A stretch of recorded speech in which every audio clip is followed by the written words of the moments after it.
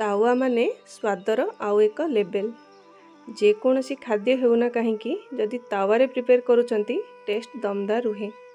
Simple आलू बैगण tomato किछि भी परिबा हो जदि तावारे भाजुचंती तो टेस्ट अलग रुहे। समस्ते रिलेट करि पारुथिबे। आजिर रेसिपीटी चटपटा तावा पुलाव एकदम देसी स्ट्रीट फूड स्टाइल रे तावारे भजा हेबार सिजल साउंड आ मसलार एरोमा पूरा स्ट्रीट फूड फील आसे। आउ बासी भात रे बनैले एकदम सुपर टेस्ट आसे। ए थंडा रे भात बळी गले पखाळ तो खाइबा को इच्छा हुएनी। एही प्रोसेस रे बनातु। गरम तावा रे बटर पाव भाजी मसाला आ शीत दिन रे मिलुथुबा फ्रेश परिबा रे प्रिपेयर करा जाउथुबा एही तावा पलौ रो टेस्ट जबरदस्त रुहे।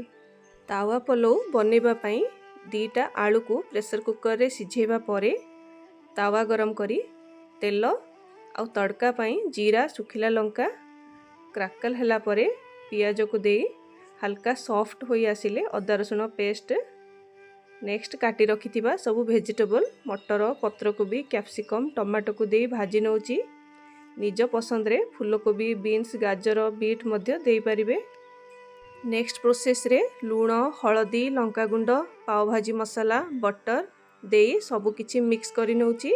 तापरे बासी भात को ऐड करी मिक्स करी नउची। जेहेतु बासी भात टिके अधिक टाइम भाजीबा को पड़े। सबु किछि मिक्स हैला परे फ्लेवर पाई स्प्रिंग ओनियन सिझा आलू धनिया पत्र दे हाई फ्लेम रे भाजी नउची। चाहिले आउ किछि बटर मध्य दे परिबे। खट्टा पाई लेंबू मध्य ऐड करा जाए। स्ट्रीट स्टाइल रे बनेबा पाई किछि फूड कलर किंबा काश्मीरी चिल्ली दे परिबे। मु किछि मध्य यूज करू नाही। एबे रेडी हो जाइछि एकदम स्ट्रीट स्टाइल रो तावा पलौ। वीडियोटी भल लागिले do try it and follow the page. Thanks for watching.